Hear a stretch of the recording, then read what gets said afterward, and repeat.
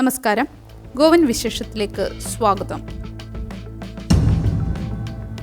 2025 ആദ്യ 4 മാസങ്ങളിൽ Goa police control റൂമിലേക്കുള്ള കോളുകൾ 12% കുറഞ്ഞു.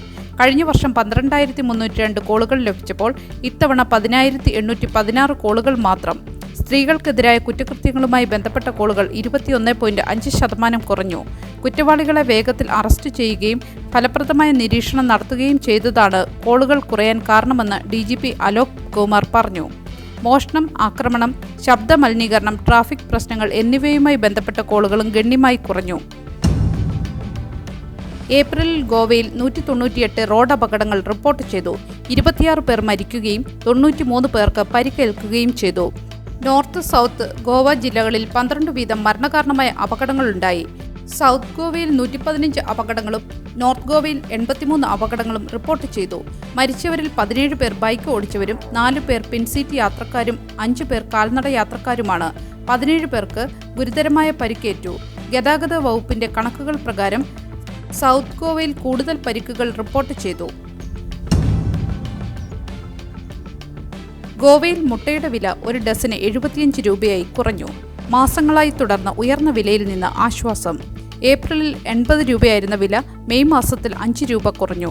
2024 50 രൂപയിൽ നിന്ന് ക്രിസ്മസ് കാലത്ത് 90 രൂപ വരെ വില ഉയർന്നിരുന്നു. ധാന്യത്തിന്റെയും സോയയുടെയും വിലവർധനയും കോഴികളുടെ ഉൽപ്പാദനത്തെ ബാധിച്ച ചൂടുള്ള കാലാവസ്ഥയുമാണ് വിലക്കയറ്റത്തിന് കാരണം. തീറ്റ വിലയും കാലാവസ്ഥയും ഇപ്പോഴും വെല്ലുവിളിയാണെങ്കിലും മൺസൂൺ കാലത്ത് വില കൂടുതൽ കുറയുമെന്ന് വ്യാപാരികൾ പ്രതീക്ഷിക്കുന്നു. മപ്സ പൊർവോറിം ഹൈവേയിൽ അപകടകരമായ സ്റ്റണ്ട് ഡ്രൈവിംഗ് നടത്തിയതിന് ഉത്തരാഖണ്ഡിൽ നിന്നുള്ള 3 വിനോദസഞ്ചാരികൾക്കെതിരെ കേസെടുത്തു.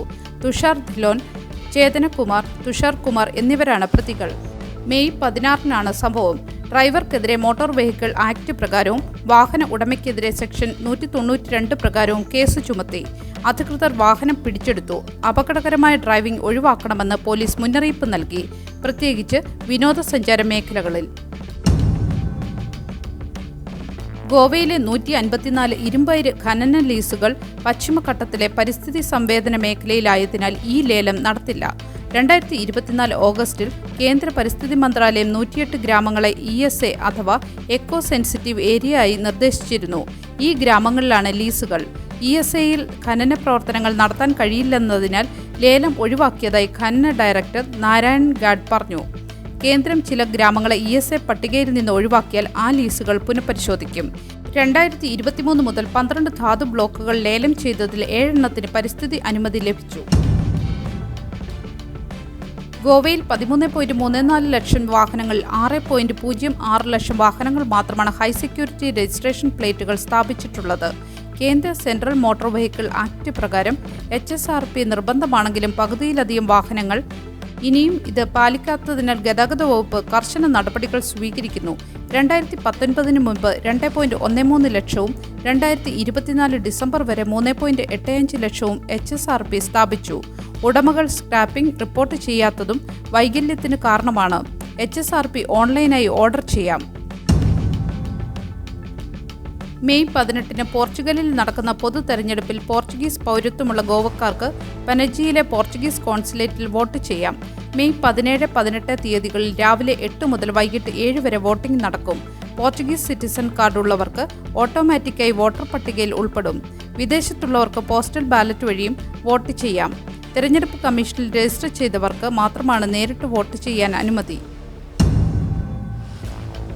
ഷിർഗാവ് ജാത്രയിലെ തിക്കിലും തിരക്കിലുമുണ്ടായ ദുരന്തത്തിന്റെ പശ്ചാത്തലത്തിൽ മുൻ നോർത്ത് ഗോവ കളക്ടർ സ്നേഹ ഗിറ്റയും ഭർത്താവും മുൻ സൗത്ത് ഗോവ കളക്ടറുമായ അശ്വിൻ ചന്ദ്രവും അരുണാചൽ പ്രദേശത്തിലേക്ക് സ്ഥലം മാറ്റപ്പെട്ടു.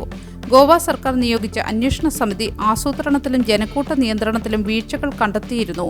AGMUT കേഡർ ഉദ്യോഗസ്ഥരുടെ വൻതോതിലുള്ള സ്ഥലം മാറ്റത്തിന്റെ ഭാഗമായാണ് ഈ നടപടി.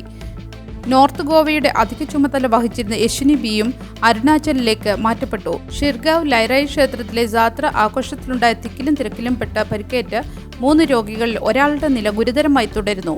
ഗോവ മെഡിക്കൽ കോളേജിൽ ചികിത്സയിലുള്ള ഈ രോഗിക്ക് ന്യൂമോണിയ പാച്ച് കണ്ടെത്തി. ഇത് പൂർണ്ണമായി ഭേദമാകാൻ ആഴ്ചകളോ മാസമോ എടുത്തേക്കാം. ഏതാനും ദിവസങ്ങൾക്കുള്ളിൽ മറ്റ് 2 രോഗികൾ ഡിസ്ചാർജ് ചെയ്യപ്പെടുമെന്ന് GMC medical superintendent doctor Rajesh Patil പറഞ്ഞു.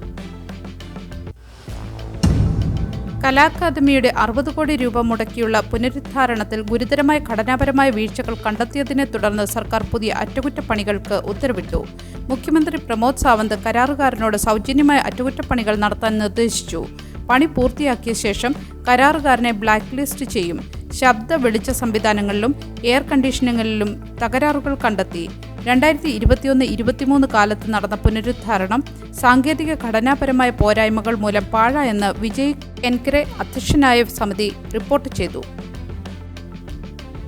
നല്ലൊരു ദിവസം ആശംസിച്ചുകൊണ്ട് ഗോവൻ വിശേഷത്തിൻ്റെ ഈ വീഡിയോ ഇവിടെ പൂർണ്ണമാകുന്നു. എല്ലാ ദിവസവും വാർത്തകൾക്കായി ഫോളോ ചെയ്യണമെന്നും വാർത്തകളുടെ നോട്ടിഫിക്കേഷൻ ലഭിക്കാനായി ബെല്ലൈക്കൺ എനേബിൾ ചെയ്യണമെന്നും അഭ്യർത്ഥിക്കുന്നു.